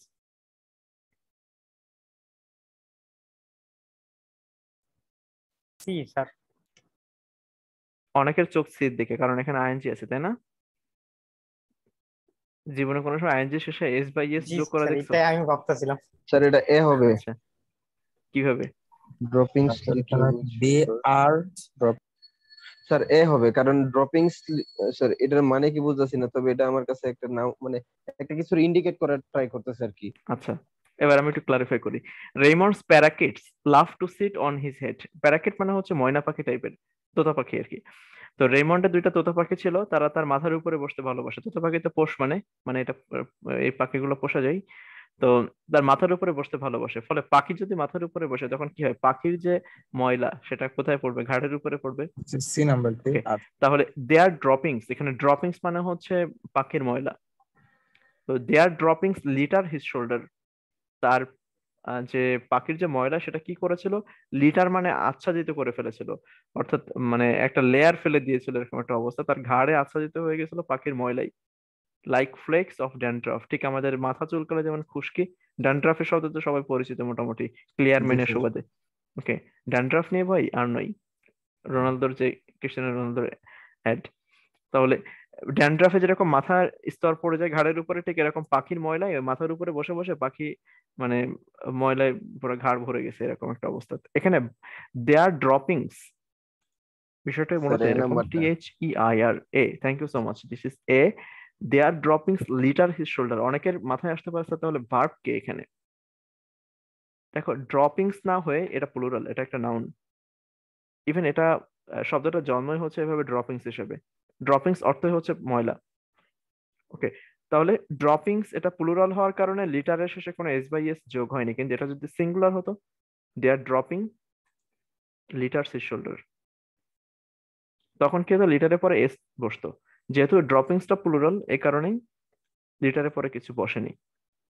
And this litter, it is the verb here. So their droppings litter his shoulder like the flakes of dandruffs. Number 12, it is like a speed breaker. আমাদের এই চ্যাপ্টারের মধ্যে, এই টপিকের মধ্যে অনেকগুলো স্পিড ব্রেকার আছে, তোমাকে হঠাৎ করে করে থামিয়ে দেবে। Number 13 sir option B. কি হিসাবে? না স্যার, অপশন এ হতে। স্যার এটা আমি বলি স্যার, এটা মানে একটা ক্ষেত্রে বা একটা প্লেসে এক্স্যাক্টলি, এরকম বোঝাইছে। এক্স্যাক্টলি, এটা সরাসরি একটা ভার্চুয়াল প্লেস বোঝায় আর কি, ভার্চুয়াল প্লেস বোঝানোর জন্য বলা হয়েছে। যেমন একটা প্রজেক্টের ক্ষেত্রে হয়তো আজ 6 মাস সময় বাকি আছে, সেটা ইন্ডিকেট করছে there it would remain for another 6 months, সেখানে আরো 6 মাস সময় বাকি রয়েছে। সেখানে বলতে আসলে ধরো কোনো জমি জমা বা একটা প্লেস বা একটা ঘর বাড়ি এরকম বোঝায় না, এটা একটা প্রেক্ষাপট বোঝায়। ওকে, একটা ব্যাকগ্রাউন্ড বা একটা প্রেক্ষাপটকে ইন্ডিকেট করে। স্যার এই লাইনের মিনিংটা একটু বলে দিলে ভালো। ওকে, যেমন আমি সেন্টেন্সের শুরু থেকে যদি একটু পড়ি, after a few ineffective swipes across the kitchen floor, Christie return to mop the closet. Okay, সে যদি মানে ফ্লোর মোছার পরে সে চলে আসলো তার ক্লোজেট মোছার দিকে, এবং এক্ষেত্রে কি হয়েছে, it would remain for, there it would remain for another 6 months, সেখানে আরো 6 মাস সময় বাকি রয়েছে। ধরা যাক একটা প্রজেক্ট শেষ হতে আমরা বলি না যে সে যেখানে এই কাজটা 2 মাসে করে ফেলছে, সেখানে অমুকের এটা 6 মাস লাগছে। তো ওই যে সেখানে বলতে, এখানে সেখানে এটা বলতে কিন্তু কোনো বিশেষ কোনো স্থান বা জায়গাকে বোঝায় না, এটা মূলত একটা ভার্চুয়াল প্লেসকে বোঝানো হয়ে থাকে, যে এই প্রেক্ষাপটে তার 6 মাস সময় বাকি রয়েছে। There it would remain for another 6 months. Number 13 clear? জি স্যার। ওকে, নাম্বার 14 একটু কুইকলি যাই, এবারে কোনো সন্দেহ নেই, আগের বার তো ভয় ঢুকে গেছে, ঘর পোড়া গরু সিঁদুরের মেঘ দেখলে ডরাই। ওকে, এখানে আইএনজি, এটা স্ট্রেট ফরওয়ার্ড আইএনজি, কোনো অসুবিধা নেই, কন্টিনিউয়াস টেন্স, তাহলে কোনটা হবে? Option C, they are moving. Number 15 B. B, definitely, there is no one. Number 16 sir A. Sir এটা কি এ হবে না? কোনটা হবে? So there is no one. Sir ওই যে ইও নাম্বারটা 15 নাম্বার না 16 15 নাম্বার? 15 15 হবে বি, কারণ এখানে সাবজেক্টের আগে গ্যাপ রয়েছে, সরি ভার্বের আগে গ্যাপ রয়েছে, তাহলে কে মিসিং থাকবে? verb সাবজেক্ট মিসিং থাকবে। ভার্বের আগে গ্যাপ থাকলে সাবজেক্ট সাবজেক্ট মিসিং থাকবে, মিসিং তাহলে আমার সাবজেক্টিভ অপশন ছিল কোথায়? অপশন বি তে, জি দেয়ার, স্যার। THER, দেয়ার, তাহলে নাম্বার 15 হবে option B. Number 16, it is possessive pronoun there, THEIR there. Number 16 there. Number 17, again subjective expression. The gap is before the a verb. Number. B So we নাম্বারটা হবে require sir. subject. There B was. number. B number there. Number 17 এ দেখো, there was so much food. এখানে positive না, এটা subject দরকার আমার এখানে, এজন্য এ হবে না, এটা হবে B. Number 18, sir A. Definitely A. Their last few dollars, THEIR, এটা অবশ্যই THEIR হবে, সো এটা নিয়ে কোনো ডাউট নেই। Number 19, B. B, subjective expression. And number 20, sir A হবে। A হবে their mouths in exhausted panting.